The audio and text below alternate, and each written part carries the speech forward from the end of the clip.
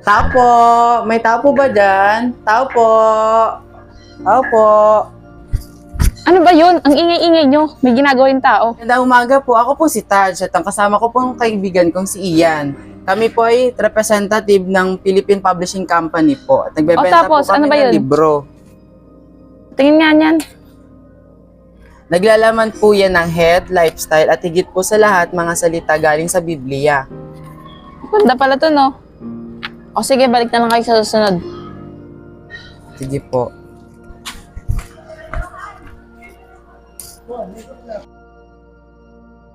Lang nila. Oo. Nakakapalo na. Oh, be, tignan mo yung mga yun, oh. Pustahan tayo, pupunta yung mga yan dito. Hindi, subukan lang nila.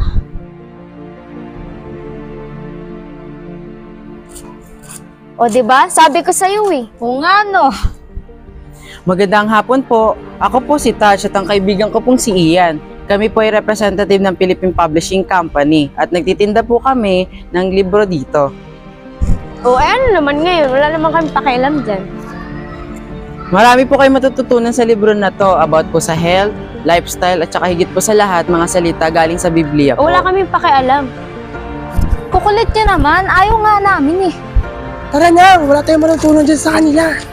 Bahala ka dyan. Alis na, alis! Alis na! Ano Ayaw ba? ko. Hindi ka ba aalis? Ano ba kayo Ayaw gusto mo? talaga Alis, oh. Wala nga Doon kami ka paki na, sa Diyos nyo. Ano ba? Sige, pagbigyan natin to. Sige mga ate, bago po ako umalis, may tatanong lang sana ako sa inyo. Nakikita niyo po ba yung utak ninyo? Siyempre hindi. Anong point mo? Ngayon po, sasagutin ko po ang tanong niyo sa pamamagitan po muli ng isa pang tanong. Ate, nakikita niyo po ba ang hangin? Malamang, siyempre hindi. Pero nararamdaman po natin sa pamamagitan ng puno, halaman at mga bagay na nakapaligid sa atin. Kagaya ni Lord po, hindi po natin siya nakikita pero nararamdaman po natin siya sa pamamagitan ng pananampalataya at ng mga likha niyang nakapaligid sa atin.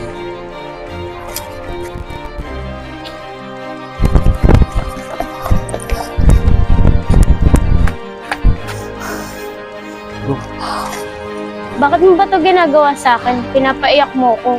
Wala po akong ginagawa. Yan na po ang nararamdaman ninyo na kumakatok sa puso niyo ang Diyos. Kaibigan, mas mahirap hugutin ang mga masamang gawain.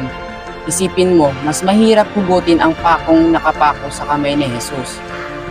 Paano ba ako matutulungan ng Diyos? Matutulungan mo ang sarili mo sa pamamagitan ng pagdarasal, ang mga gawain na makakatulong para mapalapit ka sa Diyos. Sige, salamat kaibigan na dahil sa'yo na bagong pananaw ko sa buhay.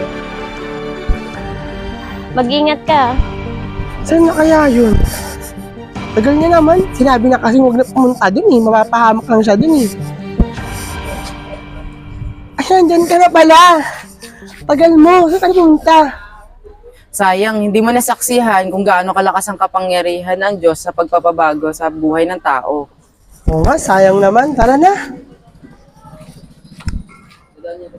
Magandang umaga po. Ako po si Manuela. Isa po akong representative ng Philippine Publishing Company. Gusto niyo po ba ng libro?